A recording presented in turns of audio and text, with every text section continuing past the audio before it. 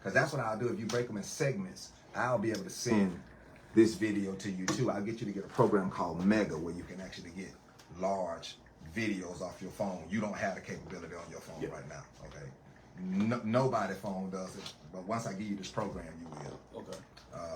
Mega will allow us to use all of the footage, and it's free. It ain't gonna cost you nothing. Okay. It won't cost you nothing. Let's do it. You ready? Yes, 5, 4, 3, 2. Start over. Hold on. What was that? Stop. I told you everything you hit, it's gonna be in your record though. Yeah. Okay, we'll start. Yeah, we finna start that because every time I used to cuss, then suddenly y'all start cussing. You remember that? We finna start. Okay, so Hold on, stop. Hold on, I'm sorry, Rick. Lee got me here laughing. you remember that sound? I do. Hey, Lee, you cussing. You gonna kick you out the shop.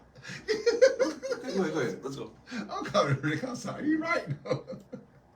All right, I'm sorry. Don't wear pink again. 5, 4, 3, 2.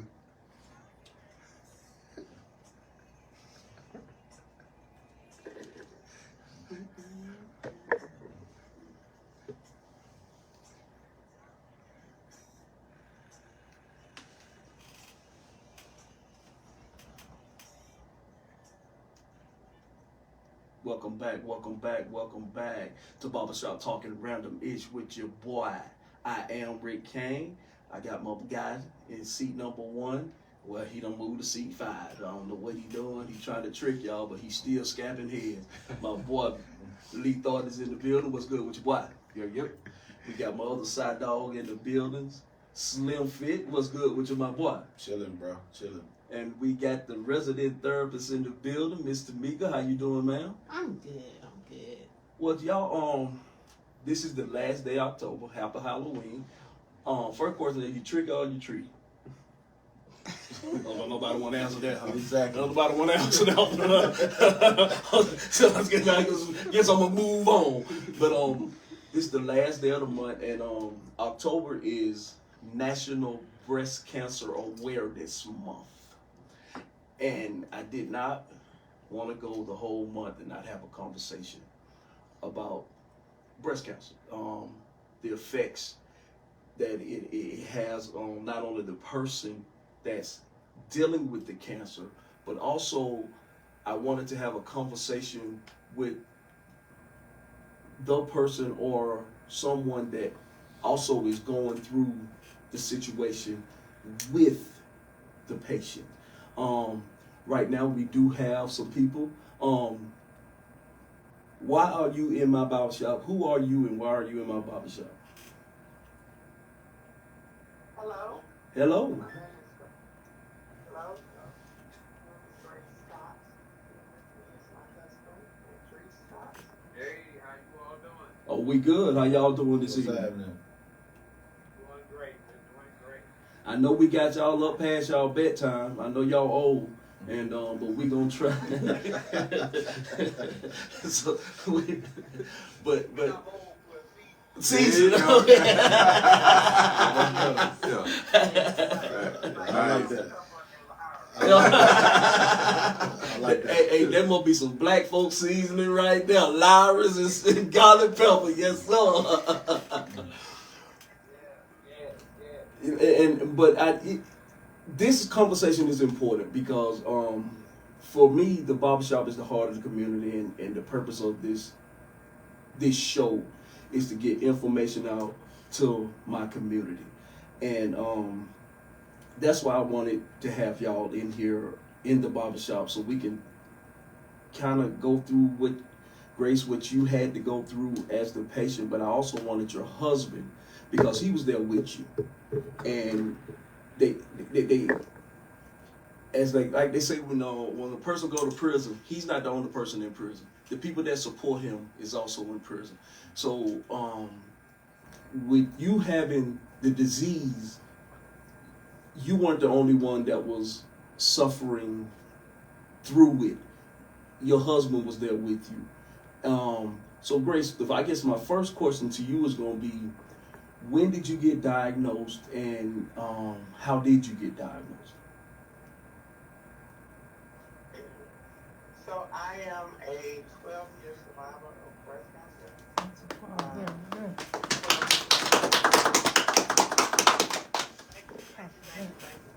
Yes. So I don't have any history in my family. Actually, I have a 17 and a 15-year-old. So the girls were 5 and 3, or almost 3. The little one was almost 3. And I nursed all my kids, and so my doctor, because I didn't have any history, thought it was a clogged milk duct, and I found it in the shower. I came home from working out, and I found her lump, and she was like, yeah, this is no big, just finished nursing, yada yada yada, and that's where it went, and it was a shock because there's no history. I guess the biggest lesson, there's 2 lessons. Don't be ashamed to trick yourself. You need to know yourself better than your doctor, and work to have a good team. So those are the 2 things I would say take away from that. So when you found out, how far along were you? It was just stage 1. Uh-huh. But as we moved further, it became stage 2 because it was in my lymph nodes. Okay. Because I was healthy, then we went chemo first instead of surgery, and then it went from a mastectomy to just a lumpectomy. But they ended up taking over 30 lymph nodes out of my left arm. That's right.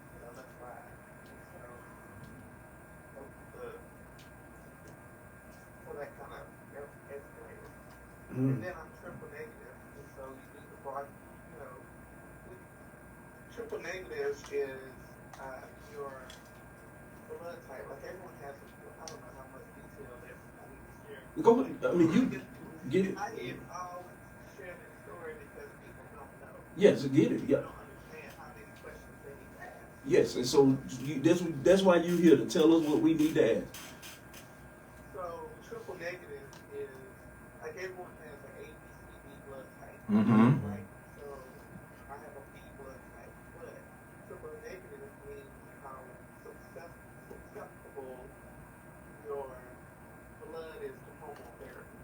So a lot of times people will take medicines, or now there's a whole thing about weight loss, where you can take weight loss shots and pills, but a lot of the stuff affects your hormones. Cancer is a hormone-hungry disease. So if you introduce it, then triple negative is triple negative blood type is more in the black community than anything. It just feeds off. It's hormone hungry. That's what I guess there's no other word to say. And so that's one thing to know about cancer. So what kind of cancer do you have? Okay, so let's check my blood type. What is that? When you have people who have breast cancer and they say, oh, are you going to get on hormone therapy? Or are you going to take that little pill? Sometimes you can get a chemo pill. Because I'm triple negative, I couldn't take a chemo pill. So I had to go through the whole signature for 6 hours, 3 hours, 2 hours. So it was a different cocktail that I had to do for 16 weeks. 16 weeks. So how often did you have to get these treatments? Every 2 weeks for 16 weeks. Ooh. So 8 treatments. Okay. And then 33 days of radiation. Is that 33 days straight of radiation? Straight. I think I had maybe 1 or 2 Sundays off, but yeah, 33 days. That was the worst part. That's like sitting in a, black folk don't do suntan beds too much. No. That was like sitting in a suntan bed for 33 days. And how long did you have to do this? at a time per session? Probably like an hour. Got a question. Go ahead. How you doing? I'm Sam, okay? My question to you is, for 16 weeks at that kind of rigorous schedule that you had, this was even at stage 1. And the reason why I asked that, because I've had a lot of family members pass from, cancerous disease, whether it's breast cancer or lung or whatever, but at stage 1, that's what you had to go through? Yes. So stages really are based on the size. Right. It's based on mine. It's only 2 or 3 millimeters, centimeters. So it was relatively small, but because my health and where it was very, we went aggressive to start to see if we can shrink it so I can assert. Okay. Okay. So it all depends on where it was, what the size is, what your health state is. Like, there's so many factors that come into play. And that's why I always say, have a good team so you can get educated. And when in doubt, get a second opinion. Don't say, God is the only one I trust. So, Right. Exactly. And feel right. the reason why I ask that is because I think a lot of people in the community, us as black people, we feel like, okay, if we go get diagnosed and it's a stage 1, it's like, oh, okay, it's not that bad. Yes. Yes. So that's the reason why I asked that. That's a good because at that critical moment when you was telling how many sessions that you had and it was just stage 1, I think that, us as a community, we got to be aware of exactly what it is that we got going on with her and put that information out that she's giving us today. Yes, sir. Right. Go ahead, Lee. Oh, good afternoon, Grace. My name is Lee, and I just got, I guess this question not really pertaining to the actual diagnosis, but I'm just curious because we all go through it. Somebody's been touched by it at some point in time. So when you first found out, is this something that you kept to yourself first, or before you actually put it out there? Because like sometimes when we ill or whatever, it's like a sign of weakness. We weak, but we know we not. But I'm just saying, when you first got diagnosed, is that something you kept to you personally, to you, for a while before you even shared it, even with your husband? If that makes sense. No, I was there at the very beginning. Okay. Okay. Right. She told me, and I think it's important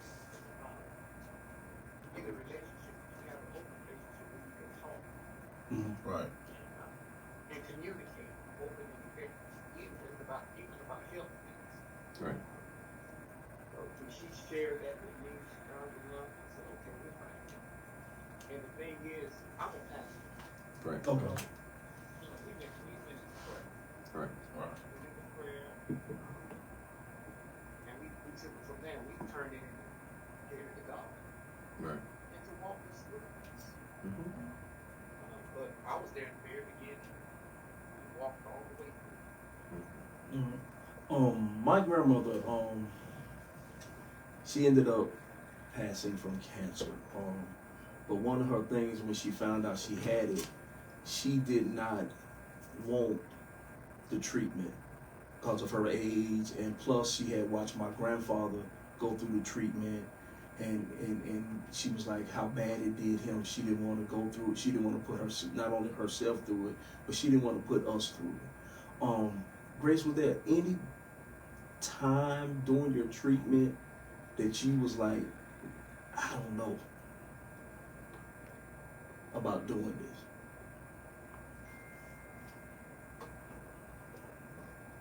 So, no, not really. I think I was more, without having history of it in my immediate family, I was more aggravated because what is this Right. I'm thinking, you know, Well, I mean, black folks. Yeah. Southern black folks. So I'm thinking high cholesterol, blood pressure, Right. Yes. Right. something like that. swollen ankles. Diabetes, Right. you know. Right. And this was, yeah. And so then I'm stubborn because I had two little kids. Like, the devil is alive. Like, I was at work every day other than treatment days. I was in the gym. I was taking kids to school. Like, you know, like, after you get pissed off about it, then you say, oh, no, I will not. That's, you know. So it was basically like, you want to fight, let's fight. Okay. Right. You want to fight, right. I mean, it even got to, and I think that's the thing that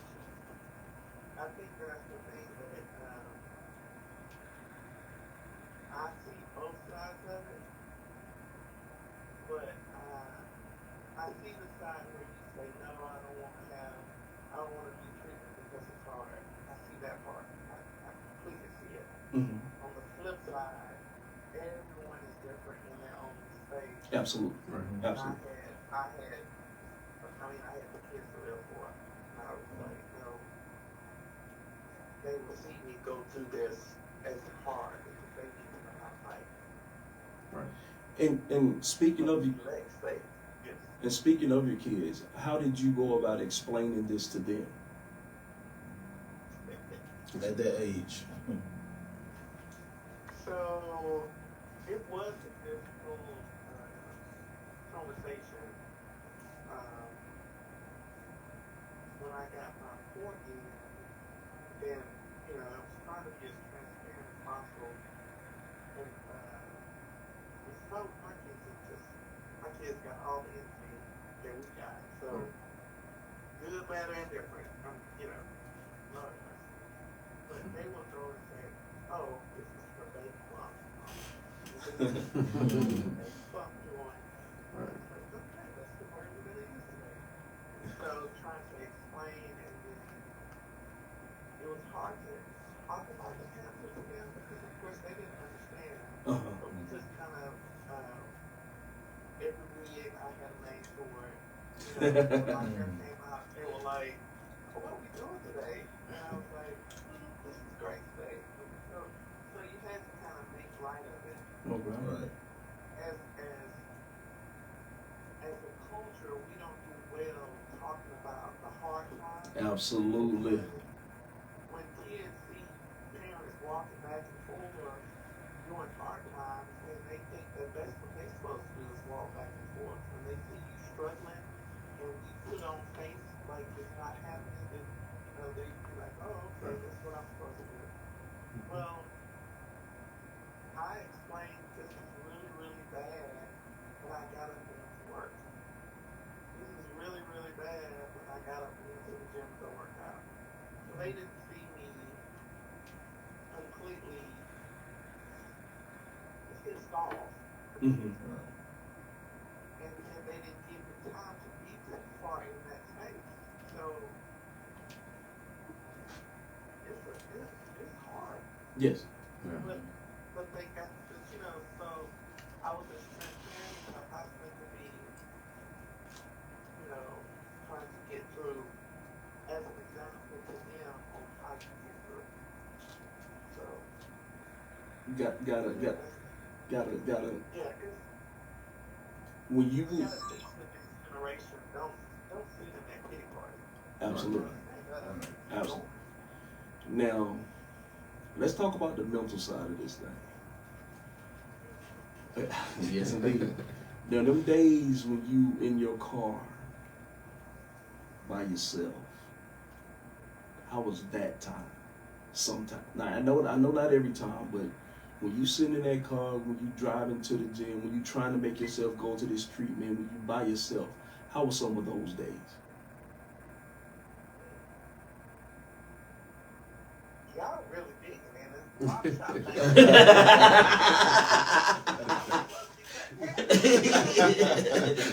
hey, we fighting them up in here. We getting the phase right. But one thing about this barbershop, mental health is a very big part of what we do because it is such a stigma still in our community.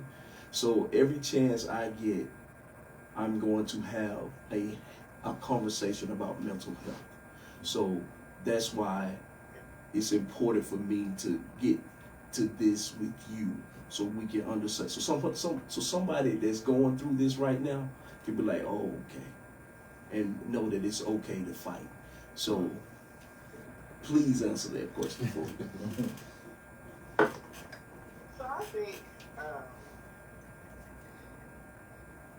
it was really hard, quiet moments, and it still continues to be real hard. I think the biggest thing is you have to just be honest with yourself. I think as a culture, we try to be perfect in all the things. And we try to, I tell people, pride will kill you faster than cancer. Oh my God, yes, yes. Preach, sister. Faster than cancer. And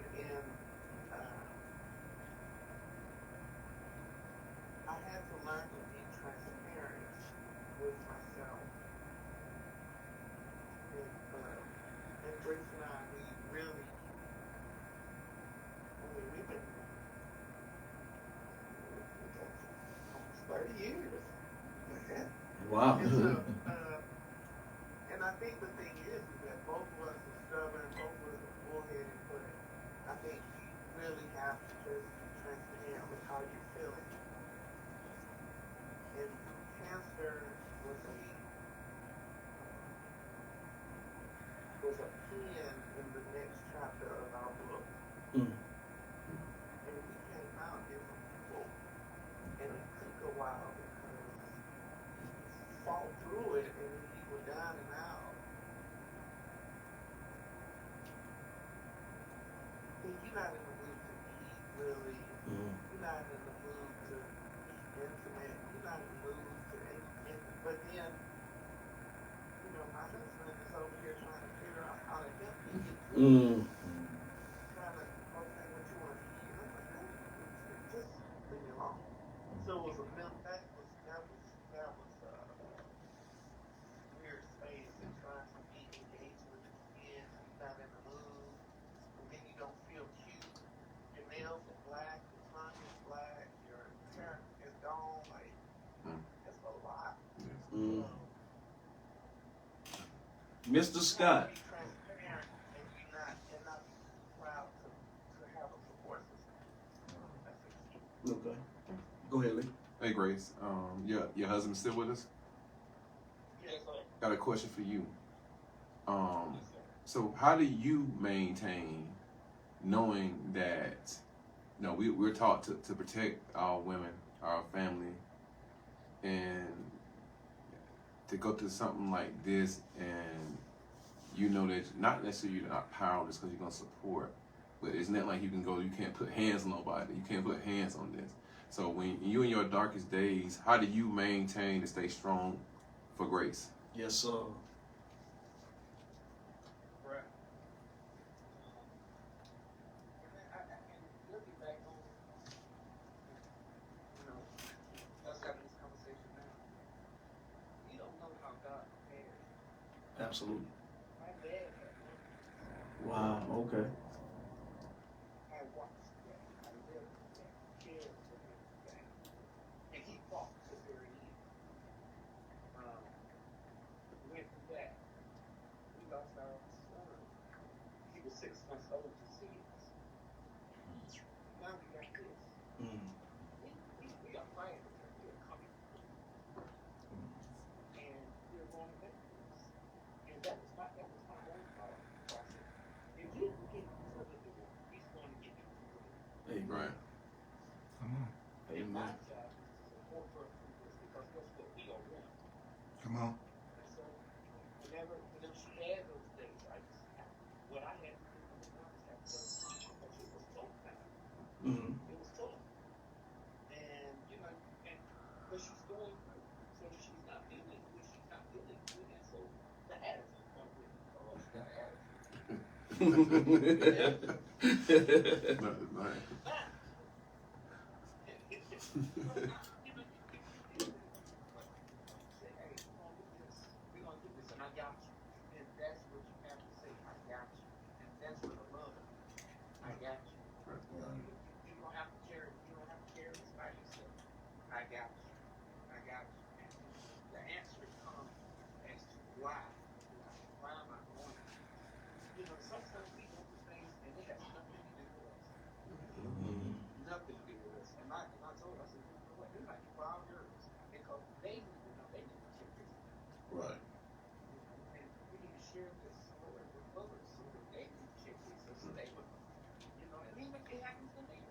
Yes, Yes. absolutely, absolutely. Mm-hmm.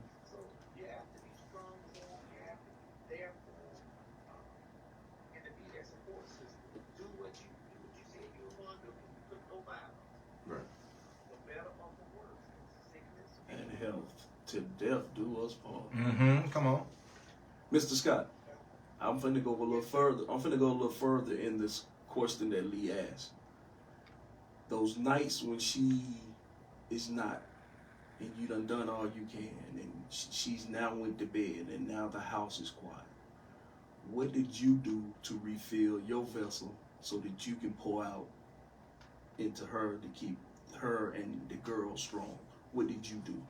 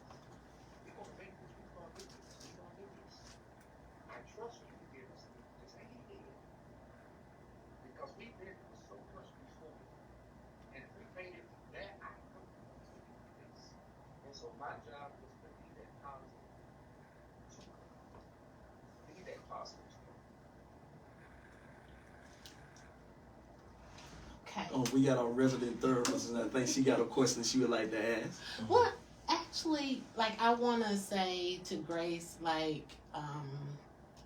I commend you for all that, you endured, and that you went through your journey, and, you fought to get to where you're at now. When I was told about this podcast, and what I did not say, because I was excited about it, because I am also a breast cancer survivor. Oh. And so your journey was 12 years ago, and I was diagnosed December 19th, 2022. Wow. So I just finished up everything probably September. And when I tell you that, like, from 12 years ago to now, and listening to your story, it was everything you said was just like, yes. And, I was going to come, and I wasn't going to, because I don't want to say nothing. But, as we know, breast cancer can start in any part of one or both breasts. For women in the U.S., breast cancer is the most common cancer after skin cancer. And the second leading cause of cancer death after lung cancer. So, me coming from, my dad passed away from lung cancer. So, people said that was environmental. So when I got the notice, and I'm trying to like, oh, so you got to figure out if it's benign or whatever. And he was like, no, that's what it is. And I was like, okay. And I felt like they just kind of sat there to see what I was going to do. And I was shocked because I didn't know anybody that had breast cancer in my family. And it was, you know, it was scary. I'm a single woman. At the time I was single, I had broke up with my significant other, and getting this and just like, okay, you know, I'm just, and I wasn't trying to take, but because we're educating and we want the community to know about breast cancer, I wanted to share current information. Come on. When I went in, I go every year. So I went my regular, you know, year mammogram, you know, get that taken care of. And when it pops up, you're like, what? Like, I go every year. What happened? They were like, well, you know, it's not a death sentence. You know, there are options. And I'm like, okay. So I'm thinking, okay. So I get to working on my plan and talk to, you know, go to my doctor, get it confirmed, have a biopsy and all of that. You know, they're thinking, yeah, it's just, you know, it's probably like a stage 1, stage 2. It's, you know, it's not, I don't think it's, you know, that bad. And so beginning of January 2023, we did another biopsy, but we did it on the left. So come to find out, I had 2 different cancers, one in one breast and one in the other breast. And it was ductular, which we all know, and we're always looking for a knot. But what I had that had kind of, the doctors looking like the right side, which had spread to my lymph nodes, I had what they call lobular cancer, which is a flat white cancer. Is hard to detect with mammogram or ultrasound. Okay. So normally when they find it, it's bigger than what they think it is. A lot of people, I didn't know anything, you know, and I'm college educated, but I didn't know anything about lobular cancer. So doing research and finding, you know, trying to figure out, because they telling me it's one thing, but it was 5 centimeters, had spread to my lymph nodes. I was a stage 3. My Lord. And when the doctor was like, you know, what you gonna do? You know, because at first, you know, like we can go in and just do, take the cancer out. But right now, I have 2 different cancers going on. Don't know, like, what in the world? Like, God, why? You know, all the things he started chemo. So I had 4 months of chemo every 2 weeks. So about 8 treatments. When I tell you, it debilitated me. It took me out. Like, they was like, you can work, you can do this, and I could not. I tried, I wanted to. I was used to working, and I'm like, it's only me. It's only me. And my children are, you know, they're adults, and I'm trying to, you know, live. And so when I decided, when I had my first chemo treatment, and I knew then I could not work. I couldn't do anything with that, because I knew because of the stage, he had to go all the way in. Like, aggressively. yeah, very aggressive. So the chemo, they call it the red dragon, the red devil. The red dragon, I had it. And it took me down. And so I know I cried because I'm like, I can't give up my job. I gotta work. I gotta have income. And when you say prayer in your faith, that's what you have to. So I done bargained with God all weekend because I'm like, I gotta work. And by Monday, I was like, Lord, I yield. I know I can't because I'm sick as a dog. I can't do anything. When you talked about, I had older children. I have 2 boys. So, telling the children, or my children, but they're men, that was kind of what I had a issue with. Like, I had to make sure I knew what it was, what the plan was before I went to them. They handled it in different ways, but I couldn't tell them together, and I told them separately. And my oldest son is married, and I think when I told him, and I had to leave, and I just told his wife, take care of my baby. I went home, and I told my youngest son, and he didn't take it good, but we just, I was there. And the thing I told them was, y'all have been raised. Y'all have been raised. And what I need y'all to do is process this so that y'all can help me get through it. And I said, and the thing about it was in December, it was the week of my birthday, the week of Christmas, and having to tell your children that you have stage 3, you got cancer. But then you thinking this one thing, but then you find out, oh, it's stage 3, and it's on the 4th stage, it's still cancer. Right. And so,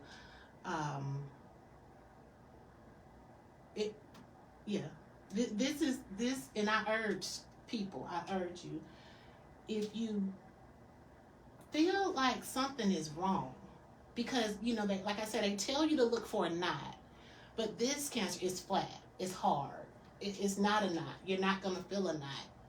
And I'm like, that's what I kept saying. I was like, but y'all said to feel a knot. And he's like, it's not a knot. So you have people going, thinking, like, I'm looking for a knot, and you don't have a knot, but it's this flat cancer that is aggressive that will spread and is bigger than what you think it is when you actually get the final diagnosis. And so I did all the things. I did the testing, found out that I do. That the thing that Grace said she did, I had a gene. I had the BRCA2 gene.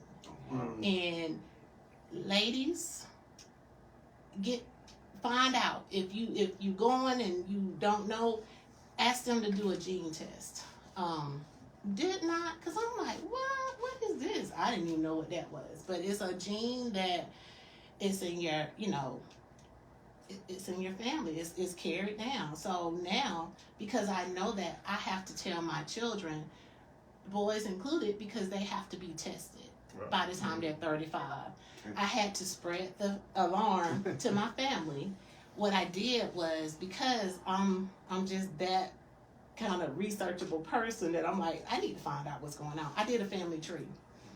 And doing that, I got on Ancestry, because I wasn't working. I'm out here trusting God, and got on there, and I was able to pinpoint the cancer and go all the way down to I found the first cancer in my family, to the first woman that had the cancer. And it was like generation after generation, and it wasn't just one person, it was like genetics. It was a bunch of and I'm just like, you can't go back and find out if they did. So I had to tell my cousins, tell my sisters, tell my brothers, nieces. Everybody had to know, because if it doesn't just, it's like if you got this gene, you have a higher skin cancer, breast cancer, ovarian cancer,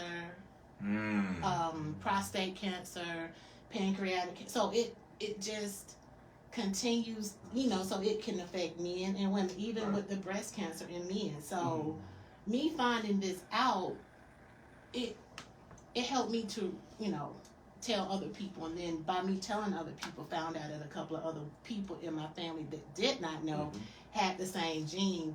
And at that time found out that they were had breast cancer. Right. But it was like the beginning stages of it. Wow. So it was me and 2 of my aunts going through breast cancer at the same time. Wow. But that's how this has been like, wow. Hey, Tomekia, I had a question for you. Yes. With your cancer, you said like you went through all the checks. Mm-hmm. Can you explain to our audience what kind of symptoms were you having that even when you went to get a mammogram, you just did your yearly, and that's how you found out. So you were having any symptoms, nothing like that. So you found the first cancer out doing your annual. Yeah. Annual. Mm-hmm. And so they found the second one out as. The doctor was like, well, since we're looking at this, we might as well look at the other person. Oh, okay. See, because if he wasn't, I called them my dream team. So if he hadn't just like, let me look at the other Yes. one, I would have been dealing with this one, but this one would be growing. And then even after the thought of going through all of that, having the surgeries, and even after the surgeries and having another pathology report, it's something, it's called HER positive, and it's about the receptors of the progesterone and the estrogen. And that's kind of, when she was talking about the triple negative, it's kind of related to that, because I have that positive, so they could give me something to like cancel out stuff. But if you have a negative gene, there's nothing, because negative and negative can't do anything. Yeah. So that's why it's like you have to go through so much more when you have a triple negative disease, because it's nothing that they can give you to cancel out your positive, so you're negative. With me, it was, I had to go on this immunotherapy for a year after, and it was as bad as the chemo.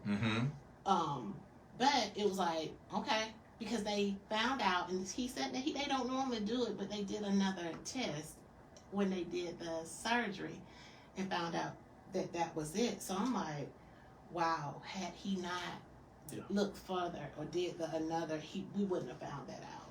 Wow. So it with that, it just continues to, it's always something. It's like they're learning stuff, but it's like this here is so important that we get out, we tell our young girls to start, doing the breast check, going every year.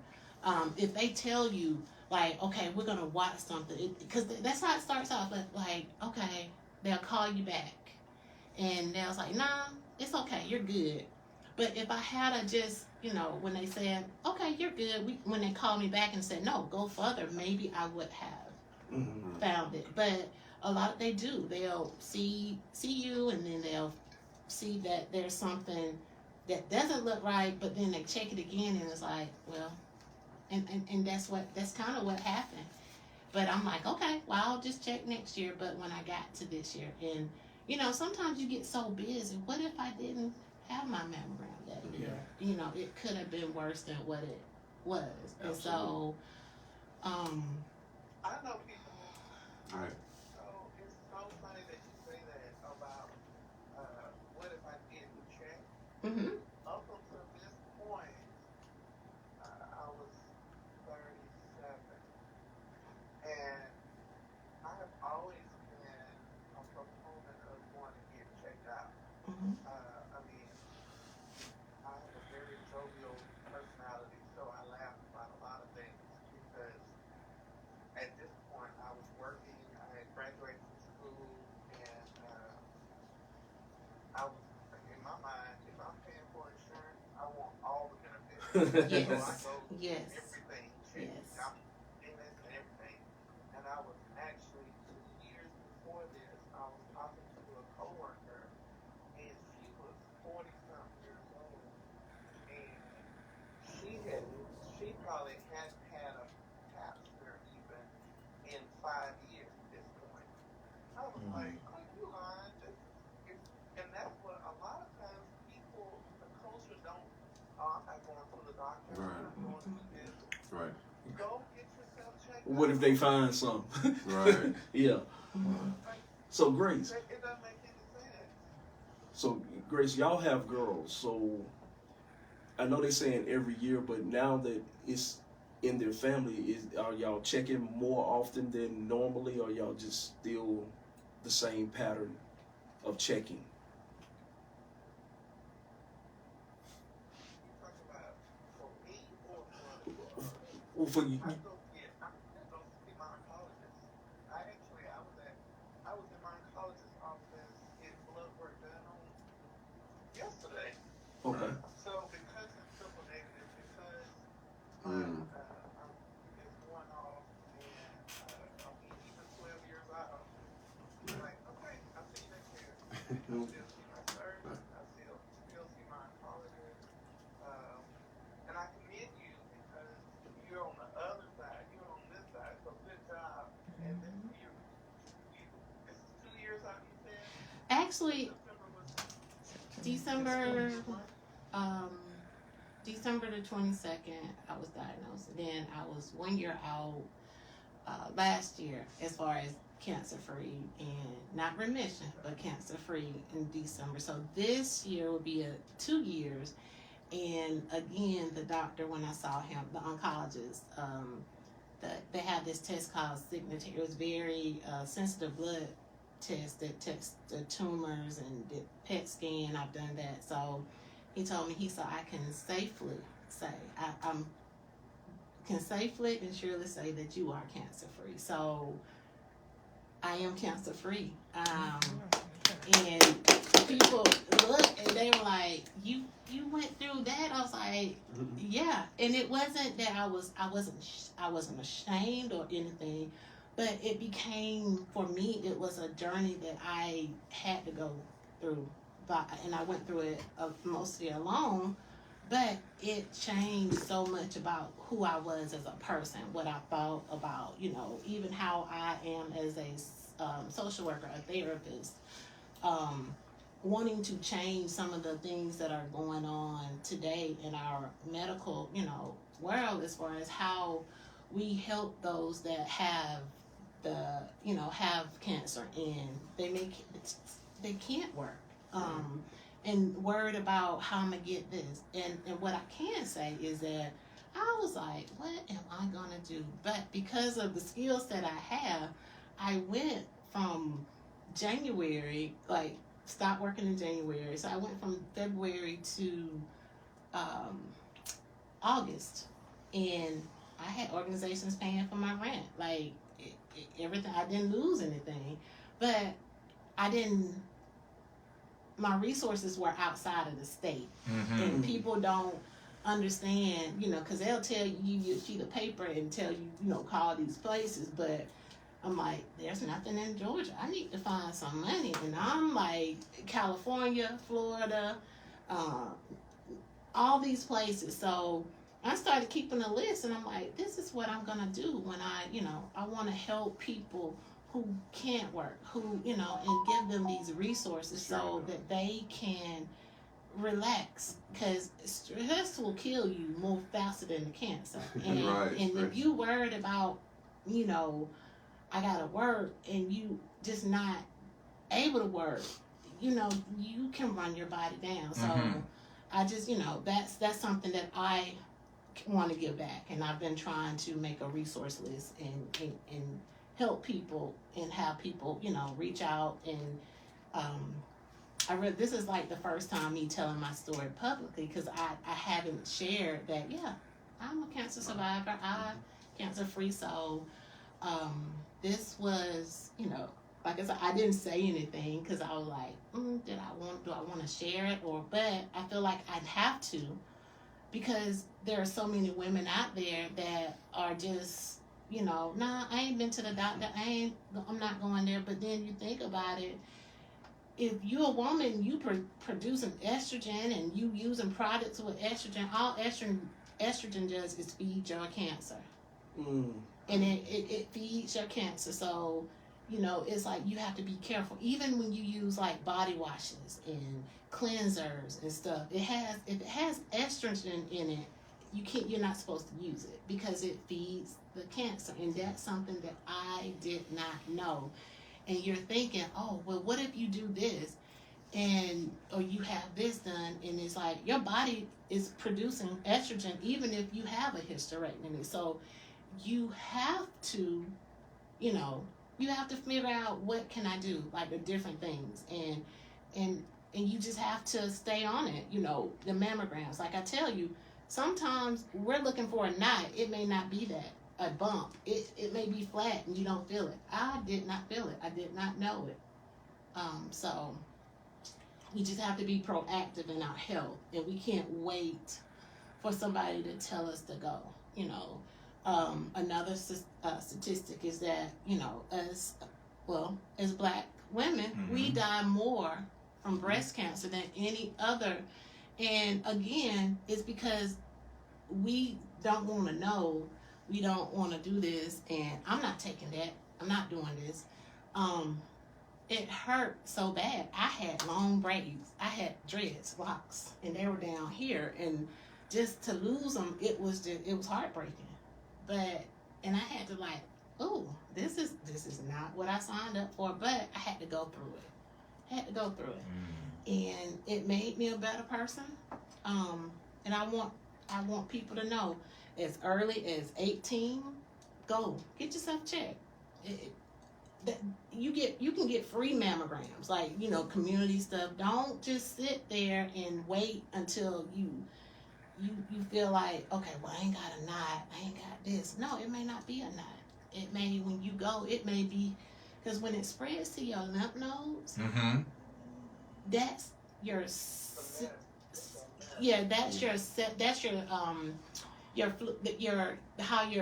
the fluids flow through your body. So when it gets there, it becomes that those cells can flow anywhere in your body. It can go here, there, everywhere. So having those taken out, you have to then look at having therapy for your arm, wearing these compression sleeves and doing all the things. But I mean, I'd rather do that than wait and it's everywhere and I can't control it. Come on. Great. Grace. Yes, sir. Your girls, how often are they testing? Or are they at age where they're testing? And if, because you had it, does that heighten the awareness for them? Yes. And so my oldest, like I said, is 17.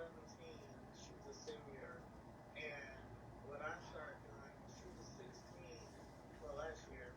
I went ahead and took her to my doctor's office. So she already has a girl doctor. She has she has a primary care, but I've already introduced her to a girl doctor, and so to start having a conversation, start getting comfortable with somebody. And then when she turns 18, then before she leaves for school, then she'll at least understand what that is. And kids, no matter how many times you tell them something, when they actually tell them the doctor, and the doctor tells her, oh, you need to do breast exams and everything. Then she looks at me and says, oh, Mom, this is what I'm supposed to do. And I'm like, that's what I'm doing. Kids are funny that way. They funny that way. But I've already started having conversations and to your point, introducing her. So, yes. And it is different. Starting off having younger kids versus young lady in the studio saying that she has older kids. So it is definitely a balance, because I co-sign all of the things that she was saying. It's just how on whatever end of the spectrum you are, you have to get to a space where you embrace it. Because it is other than the fact that I was working and I was still out there, and thank God I was able to still come to work, it does take a lot for you to tell your story when you're in the moment. It took a while for me to get to the point. I think I've done a couple of interviews or something, and it took a while for me to get to this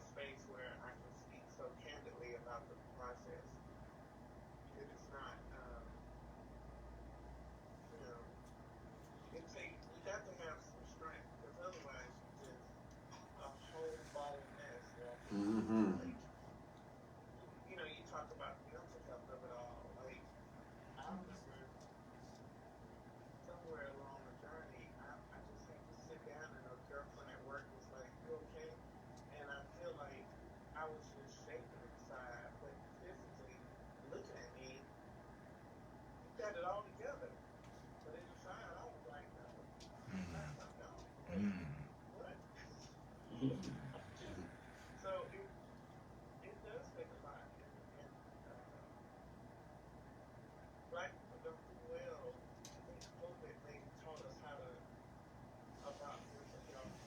COVID taught us, oh, you got to go get a counselor. And I think we started being okay having that conversation, but we don't do mental health well.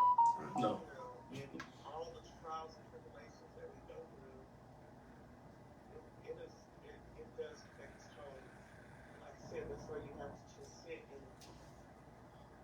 say it out loud to people who maybe don't care first. Because the people who care, sometimes they want to fix it, and there's not. Absolutely. That causes more stress. Absolutely. I, One more question for you. Go ahead, yeah, Sam. well, I mean, I don't think it's a question, but it kind of piggybacked on what Mrs. Grace was saying about going to get yourself checked. It's not about, you know, breast cancer or, you know, what us men are dealing with, but for me, I see a lot of people that I work with. I have free health insurance, you know, thank God for that. And I work with a lot of, you know, younger people that you would be amazed that they don't even have a primary doctor. And they will come up to me, you know, as the union should say, "Hey, Sam, how do I do this? How do I do it?" I'm like, you've been here 9 years, you don't have a primary doctor. And they just don't know, or they don't want to go to the doctor. And the first thing that come out my mouth is free. Yes, sir. Thank God for that, for, you know, our situation. Yeah. But I think what's happening with this younger age people is they don't want to go because they don't want to know, Yeah. or they don't have the education behind it to make sure that, hey, I need to go to the doctor to see this. Like, you know, I go every 3 months, period. Yeah. Every 3 months I go. But you will be amazed at the amount of people that have health insurance that do not go. I used to be that person, but now every 6 months, let's get it.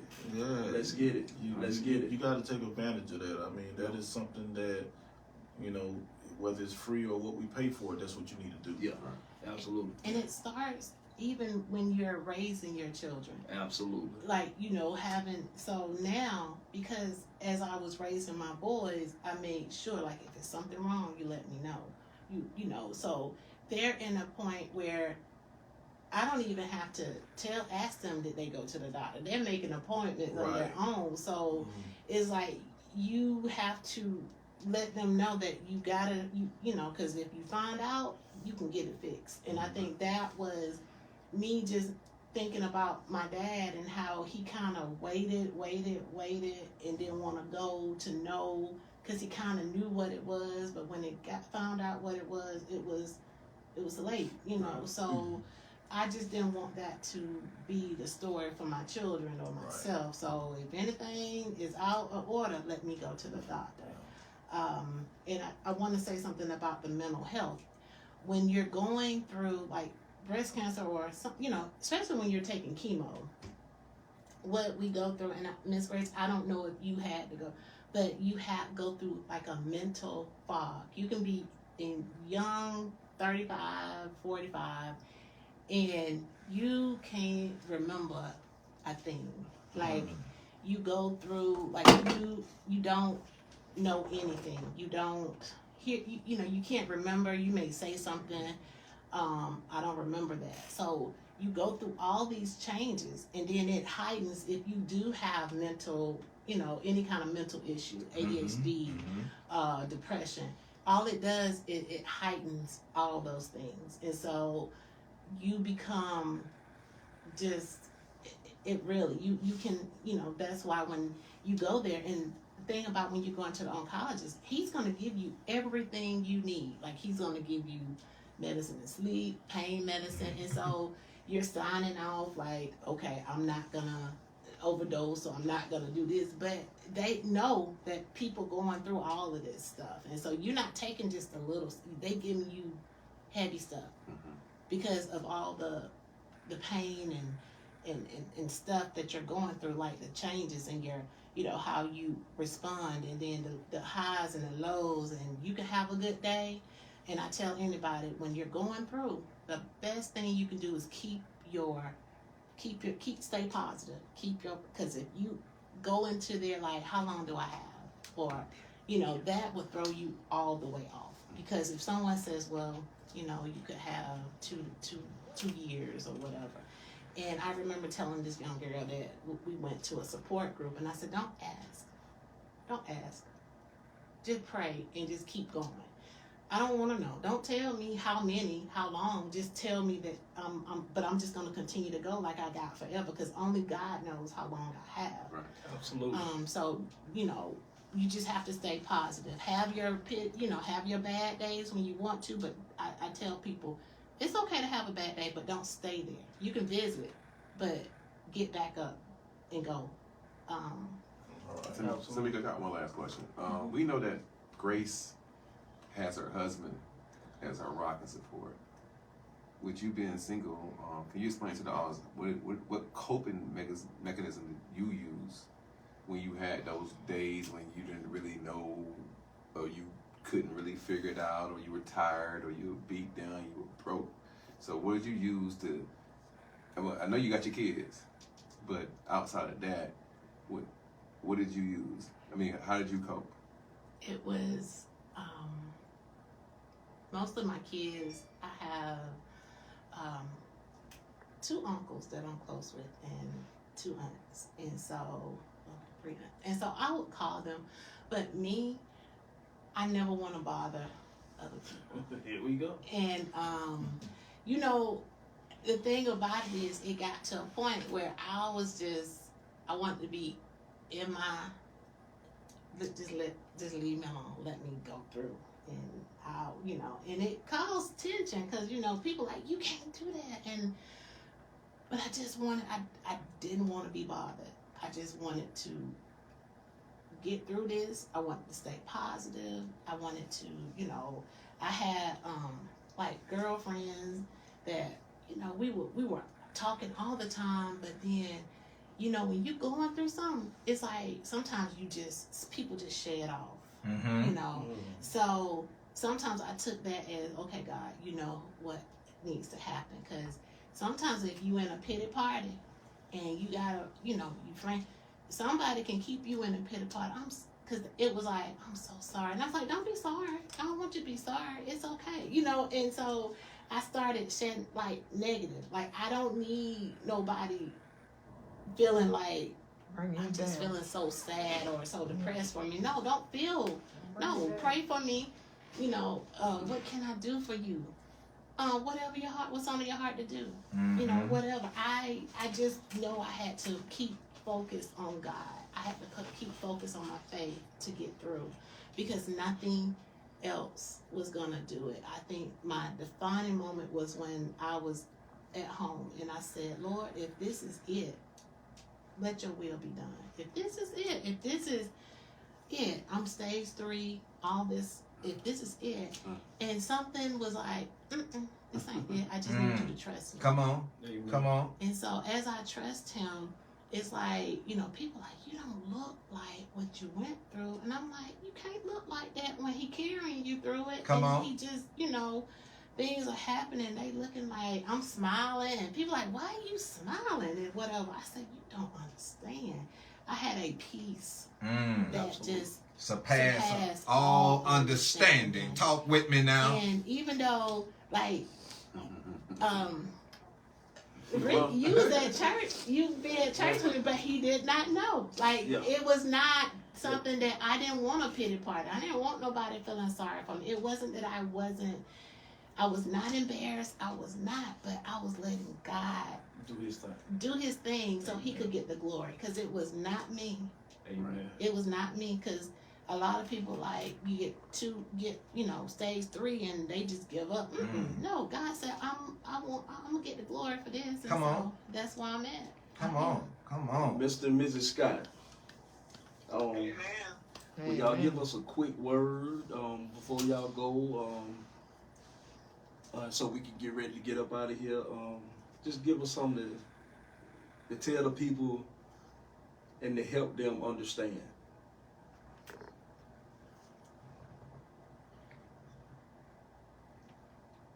We all gotta understand what God created our bodies. He made us.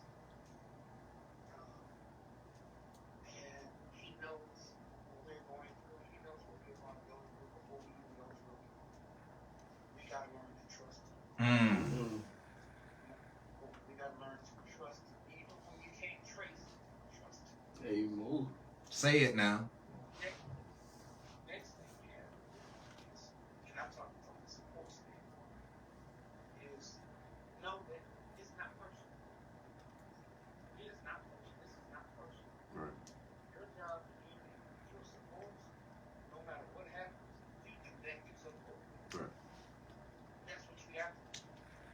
That's what you have to do. And then lastly, like I was explaining to her, she said that she added it in the very beginning of the show. Sometimes we go through things and it ain't got nothing to do with us. I think it's the second Timothy. So you know, in your heart it's like this. So for the elect sake, it means that if we go through this with somebody else, Come on, talk with me now. if we go through this with somebody else, somebody needs to see that you can take a living and keep on taking. Amen. You're doing this because you got God. Amen. That's how you think. Have you tried my servant Job? And they said, they will look at you and say, I want what she got. Amen. I walk around with you. She's not walking with the Bible. She's not walking with you every time. She opened her mouth, but you see Jesus on the inside. Hey, you preaching the word now, ain't you? Amen. That is strength. Yes, sir. Yes, sir. Power.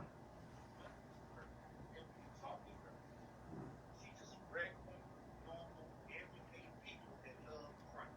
Come on. Amen. And it happens to us. Us who love Christ, yes, we have our good days, we have our bad days, we have our share of now. But yes, we make it. We Yes. make it. Yes, sir. Yes, sir. Hey, Mr. and Mrs. Scott, thank y'all. Thank y'all for y'all story. Thank y'all for y'all testimony. Thank y'all for the test. And I thank God for y'all, and I pray that God keep y'all. Thank y'all. Thank you. Thank you. Thank you. Thank My you. pleasure. Miss, right? Whoa, we don't have a good one. What? Thank you. Because we had no idea. Zero. We had zero idea. Zero. Thank you for telling your story. Thank you for your test. Thank you for your testimony. Amen. It's all God. Give God all the glory. Yes. But I just want to thank you for being who you are and being part of this family. Yeah. Because you gonna help Talking Random Mix get where it's supposed to go. God be the glory. God is yes, through God. Y'all know what time it is. I don't know what my thing at. Life is a series of moments. The past, it's just that the past, be thankful for it. The future is coming. Prepare for it. Let's get to the next one. The present, that's a gift. Enjoy the journey. Take plenty of pictures, but always remember to thank God.